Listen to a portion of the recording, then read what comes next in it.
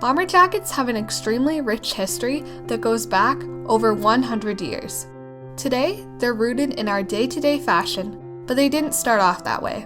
Before they were worn as streetwear, the bomber jacket was used as a functional, heavy-duty garment for pilots.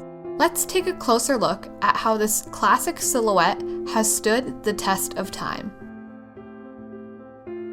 Over the course of the 20th century, the bomber jacket has gone from being a practical garment to a fashion-forward statement piece. Its origins begin during World War I, when aviation was still in its early stages. Most cockpits were not enclosed or sealed properly, leaving the pilot open to cold air while flying. It was the French and Belgium Royal Flying Corps who first donned the thick flying jackets in 1915. The jackets were made of leather, as it was believed to be the most reliable material to combat severe flying conditions. Once the United States heard about these practical jackets, they started the Aviation Clothing Board in 1917 in order to create a proper uniform for pilots to wear. By 1932, the A2 was released and would go on to become one of the most well-known styles released by the U.S. Army Air Corps. The jackets were lined with fleece to keep pilots warm and included front pockets, elasticated sleeves, and a high collar. Additional fur was added as planes could now reach much higher altitudes and in turn colder temperatures. Although the style was slim, the leather would often freeze at higher altitudes, leading to a very uncomfortable flight. Often cited as the grandfather of the modern-day bomber jacket, the B-15 still included a fur collar and front pockets, but it was made of cotton and had leather straps to hold oxygen masks in place. Innovation was needed, and it came in the form of the MAOne. After World War II, nylon became the material of choice for flight apparel, as it weighed very little and was resistant to water, mildew, and insects. Since aviation had greatly improved, fur collars were no longer a necessity to combat the cold. Collars were now knit, and the inside was a reversible bright orange in case of an emergency. The MAOne is one of the most replicated styles of bombers and is still worn frequently today because of their slim design and lightweight fabric. As the 1940s and 50s came to a close, the freedom that came with the 1960s allowed the bomber jacket to enter civilian life. MAOnes were mass-produced in markets across North America, Europe, and Asia, and even grew into a huge trend in Japan. In England, subcultures began to experiment with the bomber jacket. Skinheads adopted the style as a rougher-looking version of the lighter Harrington jacket worn by their mod counterparts.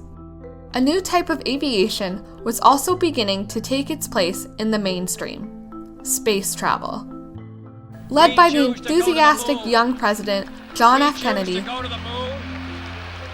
NASA's astronauts took center stage, often wearing the jackets during ground training. With the NASA logo located on either the chest or the shoulder, astronauts became the new celebrities. Kennedy himself also had his own bomber jacket that reinforced his young look to the country. Known for his sense of style, he would often wear his beloved Navy G1 bomber jacket with the presidential seal sewn on the chest during casual weekends in Hyannisport. Throughout the 1980s, bomber jackets exploded back into the mainstream after being used by multiple male actors in blockbuster films. Films have had a huge impact on the continuous resurgence of bomber jackets in popularity. In the 1950s, it was Marlon Brando in A Streetcar Named Desire, and James Dean in Rebel Without a Cause. No, you use every other phony excuse. After certain subcultures claimed the bomber jacket as their own, it was the 1980s and 90s that would see several popular male leads donning the jackets once again.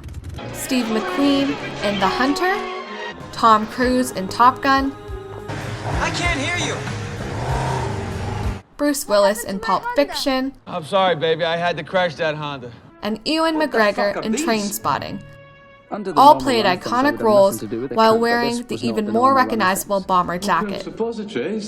Even today, Christopher Nolan's period piece, Dunkirk, sees Tom Hardy as a pilot during World War II wearing a version of a B-3 bomber, and Ryan Gosling dons a gold Scorpion bomber jacket in Drive. The bomber that we now see today has popped up everywhere in the high-fashion streetwear industry. Many celebrities have paired the outerwear multiple ways, each reflecting their own personal style. The bomber jacket has lasted through 100 years of history, from being an essential piece of fighter pilots' uniform during both World War I and World War II, to becoming the streetwear staple it is today. The bomber jacket has stood the test of time. So next time you throw on your favorite bomber jacket, think of the last 100 years of history you're wearing on your shoulders. Where did you get this motorcycle? It's not a motorcycle, baby. It's a chopper. Come on, let's go.